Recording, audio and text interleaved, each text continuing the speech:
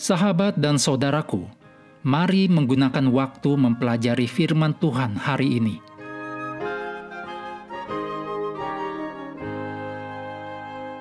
Senin 20 Oktober, judulnya Perang di Surga.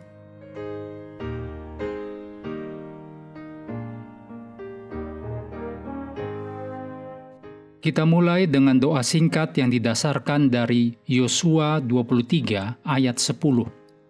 Sebab Tuhan Allahmu, dialah yang berperang bagi kamu, seperti yang dijanjikannya kepadamu. Amin.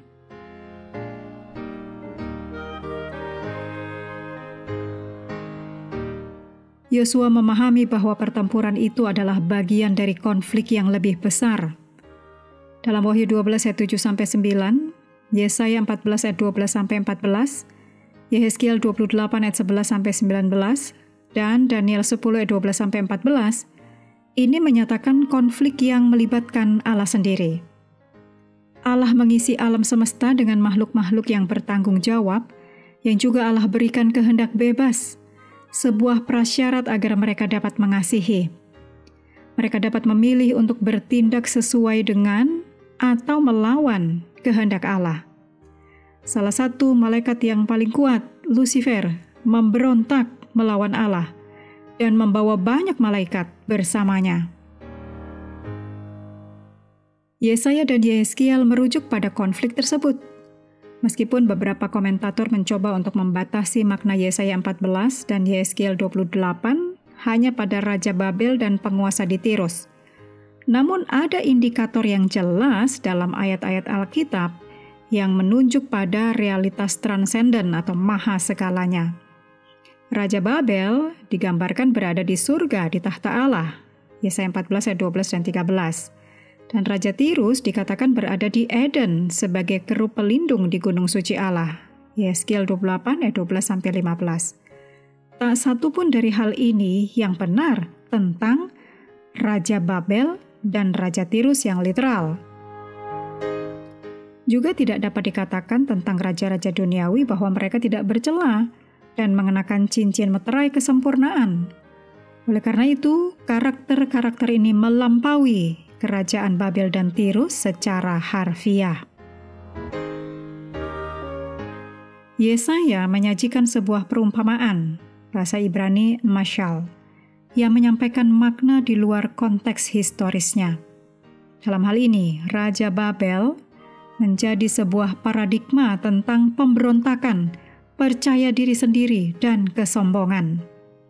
Demikian pula, Yehezkiel membuat perbedaan antara Pangeran Tirus dalam Yehezkiel 28 ayat 2 dan Raja Tirus, Yehezkiel 28 ayat 11 dan 12, di mana sang pangeran yang aktif di alam duniawi menjadi lambang seorang raja yang bertindak di alam surgawi. Menurut Daniel 10 ayat 12-14, makhluk-makhluk surgawi yang memberontak ini menghalangi penggenapan tujuan-tujuan Allah di bumi. Dalam terang hubungan antara surga dan bumi inilah, kita harus memahami peperangan Israel yang direstui oleh Allah. Kita harus mengenalinya sebagai manifestasi duniawi dari konflik besar antara Allah dan iblis, dan antara yang baik dan yang jahat. Semuanya pada akhirnya bertujuan untuk memulihkan keadilan dan kasih Allah di dunia yang telah jatuh ke dalam dosa. Renungkan apa saja cara kita untuk melihat di dunia sekitar kita dan dalam kehidupan kita sendiri, realitas pertempuran kosmik antara yang baik dan yang jahat ini.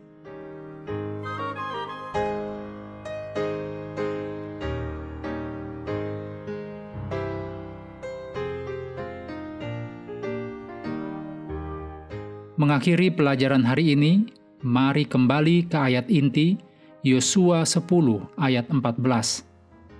Belum pernah ada hari seperti itu, baik dahulu maupun kemudian, bahwa Tuhan mendengarkan permohonan seorang manusia secara demikian, sebab yang berperang untuk orang Israel ialah Tuhan.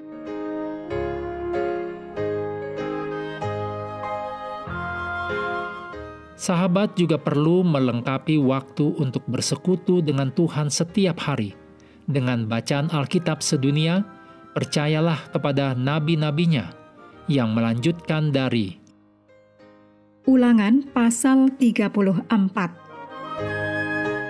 Tuhan memberkati kita semua.